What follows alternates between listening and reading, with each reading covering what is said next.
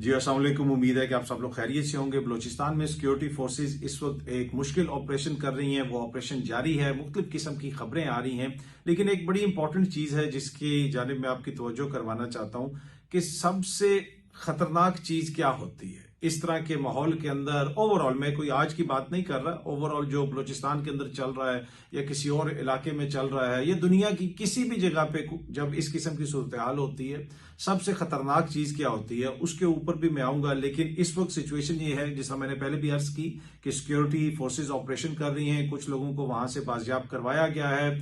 अभी भी बहुत सारे लोग वहां पे हॉस्टेज हैं और एक बड़ा सिक्योरिटी एक लैप्स आपको नजर आता है। कैसे प्लानिंग हुई, कैसे इन लोगों को पता चला कि इतनी बड़ी तादाद में इसमें सिक्योरिटी पर्सनल भी जा रहे हैं। जिस किस्म की खबरें आ रही हैं ये सामने आप देख सकते हैं। बीबीसी भी इसको रिपोर्ट कर रहा है। बीबीसी के मुताबिक जाफर एक्सप्रेस हमले के बाद बाजियाब होने वाले मुसाफिर ने बताया कि उनके लीडर ने कहा कि सिक्योरिटी एहलकारों पर खुसूसी नजर रखो, ये हाथ से निकलने नहीं चाहिए। इसके अलावा बीबीसी ने कल भी एक फिगर रिपोर्ट किया कि 100 के करीब इसमें सिक्योरिटी पर्सनल भी हैं। लगता इस तरह है कि यहां से जब ट्रेन चली क्वेटा से, तो उनको पहले से पता था कि किस वक्त ट्रेन चलेगी, कब वो वहां पे पहुंचेगी। तमाम तर जो इंटेलिजेंस थी वो उन लोगों के पास थी। तो ये एक बड़ा सिक्योरिटी लैप्स, और ये पहली दफा नहीं हुआ। इससे पहले क्वेटा के रेलवे स्टेशन के ऊपर एक धमाका हुआ, उसमें भी सिक्योरिटी पर्सनल्स को निशाना बनाया गया। इसके अलावा दीगर बहुत सारे वाकयात होते हैं। तो इसकी एक थॉरो किस्म की इंक्वायरी होनी चाहिए कि आखिर क्या वजह है, क्यों ऐसे हो रहा है। दूसरा, एक और भारतीय मीडिया इसके ऊपर बहुत वो प्रोपोगेंडा कर रहा है, बहुत सारी वो बातें कर रहे हैं। तो भाई उन्होंने तो करना है, उनकी तो हमसे दुश्मनी है। दूसरी जानिब जो पाकिस्तान के अंदर भी लोग इसके ऊपर ठट्ठे ले रहे हैं, उनको भी शर्म आनी चाहिए। हाँ, क्वेश्चन जरूर होने चाहिए, इसकी तहकीकात भी होनी चाहिए। अभी जो फेज है वो ये है कि सिक्योरिटी एहलकार जो वहां पे ऑपरेशन कर रहे हैं, लोगों को बचाना, जो हमारे पाकिस्तानी बहन भाई वहां पे फंसे हुए हैं उनको बचाना पहली प्रायोरिटी होनी चाहिए। लेकिन उसके बाद इसकी थॉरो, जिस तरह मैंने अर्ज की कि थॉरो तहकीकात हो और मामला यहां तक पहुंचा क्यों है। जिस तरह शुरू में मैंने अर्ज किया कि जो सबसे खतरनाक चीज इस सारे मामले में होती है वो क्या होता है। वो जो सबसे खतरनाक चीज है वो झूठ होता है जो आप अपनी जात से बोलें। जब आप अपनी जात को कन्विंस करना शुरू कर दें झूठ बोल के, तो वहां से असल मसला शुरू होता है कि जी ये 4 सरदारों का मसला है, ये 2 अजला का मसला है, ये एक SHO का मसला है, ये एक ऐसा मसला है। नहीं, ये मसला एक बड़ा गंभीर मसला है। सिचुएशन अगर इस नहज पे पहुंची है तो कुछ ना कुछ हम में कमियां कोताहियां हैं, हमने उसको देखना है। हमें तो बताया गया था कि जब अकबर बुगटी के खिलाफ ऑपरेशन हुआ तो उसके बाद हालात बेहतर हो जाएंगे, उसके बाद दोबारा ऑपरेशन हुआ जी, फिर हालात बेहतर हो जाएंगे। हमें तो उस वक्त भी ये बताया गया जब 1970 में भुट्टो ने ऑपरेशन किया कि उसके बाद हालात बेहतर हो जाएंगे। लेकिन चीजों को कंट्रोल नहीं किया गया। इसमें एक सियासी पॉलिटिकल फैक्टर भी होता है, आपने उसके ऊपर भी तवज्जो देनी है, लोगों को एंगेज करना है। क्या बलूचिस्तान के अंदर आज उनके हकीकी अवामी नुमाइंदे पार्लियामेंट के अंदर बैठे हुए? अगर वो बैठे होते, हो सकता है वो बड़ी सख्त सख्त तकरीरें करते, ये भी कहते पंजाब को कुछ बुरा भला कहते, सिंध के हवाले से कोई बात करते, लेकिन कम से कम उनका एंगर वेंट करने का एक चैनल तो होता है ना कि वो अपनी असेंबली में है, आके जनाब वहां पे वो बात कर रहे हैं। अब बड़ा इल्जाम ये लगता है कि बलूचिस्तान में तो हकीकी वो कभी पार्लियामेंट आती ही नहीं है। सब जोड़ तोड़ करके इसको वज़ीर आला बना दिया, उसको जो है वो बना दिया, उसको ये बना दिया। एक वक्त ऐसा था कि बलूचिस्तान की असेंबली में सिर्फ एक ऑपोजिशन में बंदा बैठा हुआ था, सब जनाब हुकूमत में चले गए थे और सबको पता नहीं कितने कितने करोड़ फंड्स मिले थे। तो क्या उससे मसला हल हो गया? ये मसला इतना पेचीदा है कि ये सिर्फ एक इसका सोल्यूशन नहीं है कि जी डंडे के जोर पे या सिर्फ पॉलिटिक्स के जोर पे नहीं। इसको आपको एक कंबाइंड किस्म की स्ट्रेटेजी बनानी पड़ेगी, और जो लोग बलूचिस्तान के लोग हैं जो वहां पे सियासत कर रहे हैं उनको ऑन बोर्ड लेना पड़ेगा। यहाँ पे 26वीं आईनी तरमीम के दौरान जो अख्तर मैंगल साहब कहते रहे वो भी हमारे सामने है। यहाँ पे मोहम्मद मालिक साहब जैसे जो लोग हैं जो CM भी रह चुके हैं उनको एंगेज करें, वो मसले का हल उसी तरीके से निकलेगा। माजी में भी इस तरह की बातें हुई कि जो लोग पहाड़ों पे हैं उनसे बातचीत की जाएगी, उनको एंगेज किया जाएगा। तो मसले का हल तो यही है। मसले का हल तो इसी तरह निकलेगा कि जहां पे आप ऑपरेशन हो रहे हैं, जहां पे हुकूमत दहशतगर्दों के खिलाफ लड़ रही है, वहां पे जो लोग वहां पे कौमी धारे में आना चाहते हैं, जो लोग पॉलिटिक्स करना चाहते हैं, जो लोगों के हकीकी नुमाइंदे हैं, उनको भी आगे आने दिया जाए। पहले सरदारों के जरिए कंट्रोल करने की कोशिश की गई, अब जनाब एक और तरह की हुकूमत बना दी गई है, उससे पहले किसी और तरह की हुकूमत होती है। और सबसे ज्यादा इल्जामात लगते हैं बलोचिस्तान के अंदर। लिटरली मैं आपको ये बड़ी जिम्मेदारी से अर्ज कर रहा हूं कि बलोचिस्तान से जो भी हमें MNA मिलता है, MPA मिलता है, उनके सरदार मिलते हैं, इस्लामाबाद में बैठ के वो आपको बता रहे होते हैं जी फलाना बंदा इतने पैसे दे के सेनेटर बना, फलाना बंदा इतने पैसे दे के MPA बना, फलाने बंदे ने इतने पैसे दे के वजीर आला बना। यहां तक आ गया कि जी वो इतने पैसे दे के जी माजी में वो बंदा इतने पैसे दे के उस दौर में वो ऐसे बन गया था, वो ऐसे हो गया था, वो वैसे हो गया था। और अगर आप इनके हुक्मरान शराफिया को देखें बलूचिस्तान के, इन सब की आप लाइफस्टाइल देखें, क्या आम बलोची का लाइफस्टाइल वो है? वो कहते तो हैं हम कि बलूचिस्तान सबसे पसमानदा इलाका है, लेकिन अगर आप बलूचिस्तान की जो एलीट है, जो वहां की हुक्मरान शराफिया है, वहां के जो सरदार हैं, दीगर लोग हैं, अगर उनको आप इस्लामाबाद में देखें, जिस कीमत की गाड़ी वो चला रहे होते हैं उस कीमत में आपको इस्लामाबाद में घर मिल जाता है। और पाकिस्तान के मुख्तलिफ इलाकों में तो शायद 4-4 घर, 5-5 घर मिल जाएं। तो वो उनके हकीकी नुमाइंदे हैं। तो इसी वजह से वो सारे भी इररेलेवेंट हो गए। हम उन्हीं के जरिए बलूचिस्तान को चलाने की कोशिश करते रहे। बलूचिस्तान का मसला अब इतना संजीदा हो गया, इतना संजीदा हो गया है कि अब हमें सोचने की जरूरत है। और अगेन मैं कहूंगा, सबसे खतरनाक काम जो हम कर रहे हैं, सबसे खतरनाक काम हम ये कर रहे हैं कि हम अपनी जात से झूठ बोल रहे हैं। एक SHO का मसला है, एक ऐसा मसला है एट द टाइम जहां पे मुल्क के अंदर ये सब कुछ चल रहा है, ऐसे दहशतगर्दी हो रही है। कल भी आदिल बाज़ाई के घर वहां पे छापा मारा जा रहा था बलूचिस्तान में, ये सामने आप देख सकते हैं। तहरीक इंसाफ उसके ऊपर एहतजाज कर रही है कि और इमरान खान साहब का जो बयान कल आया जेल से, उन्होंने भी ये कहा है कि इस मसले को देखने की जरूरत है, बातचीत करें, इसको पॉलिटिकल इसका हल निकालना पड़ेगा। अगर अफगानिस्तान से हमारे यहाँ दरअंदाजी हो रही है, दहशतगर्दी हो रही है, तो हमें बलूचिस्तान को भी ऑन बोर्ड लेना पड़ेगा ना। हम भारत से जो है बलूचिस्तान के साथ आगे, अफगानिस्तान से या खैबर पख्तूनख्वा के साथ जो अफगानिस्तान की सरहद लगती है, हर जगह पे हम लड़ तो नहीं सकते ना।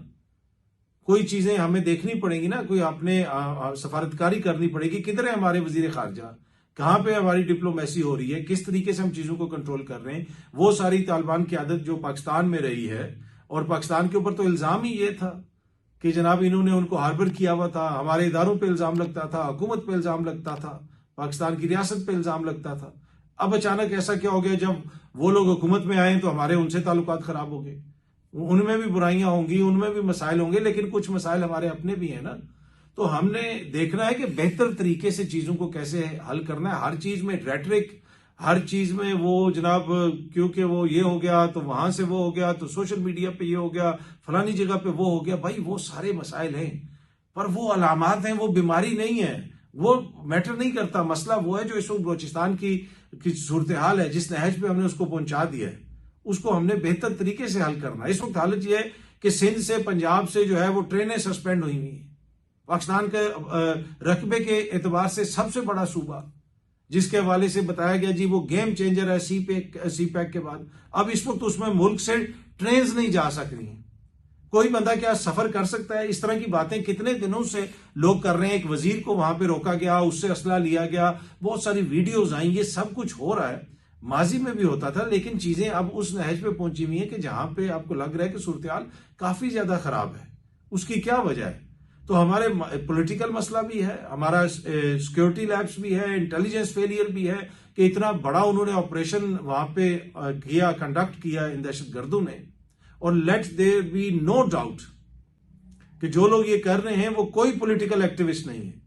अगर कोई उनके साथ सिंपैथी दिखा रहा है कि जी वो पॉलिटिकल एक्टिविस्ट है, लोगों के शनाख्ती कार्ड देख के मारना, ये कौन सी सियासत है? ये कौन सा पॉलिटिकल एक्टिविज्म है? ये दहशतगर्द है और सरासर दहशतगर्द है। इसकी जितनी मजम्मत की जाए वो कम है। वो कहीं पे भी हो, रंग, नस्ल, एथनिसिटी, जुबान की बुनियाद पे आप लोगों को मारेंगे, ये कौन सा तरीकाकार है?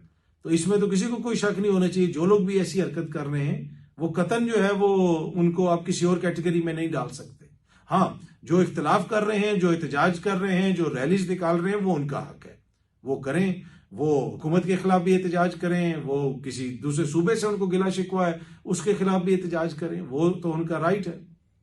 लेकिन इस तरह की जो हरकत कर रहे हैं वो सरासर दहशतगर्दी कर रहे हैं। तो मैं अर्ज ये कर रहा था कि पाकिस्तान का रकबे के एतबार से जो सबसे बड़ा सूबा है, उसकी तरफ अभी हमारी ट्रेन सस्पेंड हुई हुई है। ये सामने खबर आप देख सकते हैं। हमें सोचने की जरूरत है कि हम इस नहज पे क्यों पहुंचे हैं। एक दूसरे के ऊपर इल्जाम, गद्दारी के फतवे। आज ही मैं मरियम बीबी की एक वीडियो देख रहा था पुरानी, जब वो अपोजिशन में थी। वो ये कह रही थी कि जो बलोचिस्तान की बात करता है उसके ऊपर इल्जाम लगा देते हैं कि ये इंडिया के एजेंट है। मैंने वहां पे जाके जो देखा बलोचों का, और ये हुआ और वो हुआ, और जिस तरीके से वो सारी बात कर रही है, बल्कि ये थोड़ी सी आप सुने कि मरियम बीबी क्या कह रही हैं। और आज जो मिसिंग पर्सन्स की बात करे, जो बलूचिस्तान के हक की बात करे, उसको आप गद्दार करार दें, आप उस पर डॉन लीक्स लगाते हैं, आप उसको इंडियन एजेंट करार देते हैं। मुझे ये बताएं कि क्या पाकिस्तान का रहने वाला कोई शख्स जो पाकिस्तान से प्यार करता है, जब वो बलूचिस्तान की बात करता है तो वो गद्दारी करता है? मुझे वो ट्वीट डिलीट करनी पड़ी। मैं कभी उसको डिलीट नहीं करना चाहती थी, लेकिन क्योंकि उसको कहा जाता है कि इंडियन प्रोपेगेंडा है, इसलिए मुझे वो ट्वीट डिलीट करनी पड़ी। जी, आपने सुना। तो आज यही मरियम बीबी जो है, ये वजीर आला है पंजाब की। पहले तो ये बलोचों के प्रोटेस्ट में भी जाती थी, उनसे मिलती भी थी, लेकिन आज जो है वो क्या उनको एंगेज कर रही हैं? क्या वहां से जिस तरीके से पंजाबियों का रास्ते में मारा जाता है, कितनी दफा इन्होंने इस मसले को उठाया, कितनी दफा इसके ऊपर बात की। तो मसला वही है कि ऑपोजिशन में हम होते हैं तो हमें सारी चीजें याद आती हैं, जब हुकूमत में हम आ जाते हैं तो हमें कुछ भी याद नहीं आता, हम किसी चीज के ऊपर भी बात करने के लिए तैयार नहीं होते। तो इस वक्त इंपॉर्टेंट चीज ये है कि पहले तो वो जो ऑपरेशन हो रहा है वो कामयाबी से हो, लोगों को वहां से बचाया जाए, और उसके बाद फिर सोल सर्चिंग हो। हुकूमत देखे कि भाई कैसे हमारी कहां पे क्या नाकामी हुई, कि ना ये कि आप जो है आए टीवी पे, सोशल मीडिया पे आके मुखालफिन पे इल्जाम लगाना शुरू कर दें, उसको भी गद्दार कहना शुरू कर दें, इसको भी गद्दार कहना शुरू कर दें, उसको इंडिया का एजेंट कहना शुरू कर दें, उसको अफगानिस्तान का टाउट कहना शुरू कर दें। जिस तरह मरियम बीबी ने कहा कि कोई बात करता है तो उसके ऊपर इल्जामात लगाने शुरू कर देते हैं। भाई ऐसी बात नहीं है, हमें इसको संजीदगी से देखना पड़ेगा। और ये कोई मसला किसी का जाती मसला नहीं है, ना ये एक सियासी जमात का मसला है, ना ये एक हुकूमत का मसला है, ना ये किसी एक सूबे का मसला है, ना ये किसी एक इदारे का मसला है। ये पाकिस्तान के 24-25 करोड़ अवाम का मसला है। वो हमारा सूबा है, हमारे मुल्क है, और अपने मुल्क के ऊपर जब कोई इस किस्म की सूरत हाल आती है तो उसमें होता क्या है कि फिर अपने बैठ के उसका हल निकालते हैं, उस पर फिर सियासत नहीं होती। इस वक्त उसके ऊपर कोई भी सियासत ना करे, चाहे वो तहरीक इंसाफ वाले हों, चाहे वो नून लीग वाले हों, चाहे वो पीपल्स पार्टी वाले हों, चाहे वो सहाफी दानिश्वर हों। वो कोई जनाब कह रहा है कि जी बलोच दहशतगर्द हैं, कोई कह रहा है सिंधी जाहिल हैं, कोई कह रहा है जी पश्तून दहशतगर्द हैं। ये क्या बकवास बातें हैं? इतने तंग नजर लोग जो हैं, और इस तरह के लोगों को कौमी टीवी पे बैठाया हुआ है। आपने जलती पे तेल फेंकना है कि ये चीजों को बेहतर करना है? तो मैं अभी दोबारा ये चीज अर्ज करूंगा कि इस मसले का हल, इसमें बहुत सारे पॉलिटिकल फैक्टर्स हैं, सोशो इकोनॉमिक फैक्टर्स हैं, इसमें हमारी गलत पॉलिसियां हैं, हमने उन पॉलिसियों को बदलना है। क्या नतीजा निकला इन सारी पॉलिसीज का? आज क्या नतीजा निकला है जो हुकूमती सतह के ऊपर, जी वहां पे आसिफ जरदारी साहब की हुकूमत भी बन गई, आसिफ जरदारी और बिलावल तो बड़े खुश हैं। हमने निगरान वजीर दाखिला को जो है वो इस्तीफा दिलवा के, बलोचिस्तान से इलेक्शन लड़वा के उनको वजीर आला बना दिया। उसका क्या नतीजा निकला? जो अब यहाँ के निगरान वजीर आला थे वो फिर वजीर दाखिला बन गए, और वो बलोचिस्तान में जाके कह रहे हैं कि एक SHO की मार है। तो हमारा कोई इनसे कोई जाती खुदा न खास्ता कोई वो तो नहीं है, कोई झगड़ा तो किसी से नहीं है। आज तो टू बी ऑनेस्ट दिल ही नहीं चाह रहा कि कोई बंदा बात करे। इतनी तबीयत खराब है, इतनी तबीयत खराब है। कल से जो वो वाकया हो रहा है कि लिटरली आज जो है ना, वो कहते हैं ना पुटिंग द वर्ड्स टुगेदर, वो मसला हो रहा है कि क्या बहुत सारी चीजें मैंने लिखी थी कि इस पे बात होगी, उस पे बात होगी। इतनी तबीयत खराब है कि यार किस हालत में हमारा मुल्क चला गया। तो ये हमारा मुल्क है यार, इसमें यार आप अपनी थोड़ी सी सियासत को पसे पुश डाल दें, अपनी अना को साइड पे करें और मुल्क के लिए सोचें। ये मुल्क जो है ये हम सब का मुल्क है।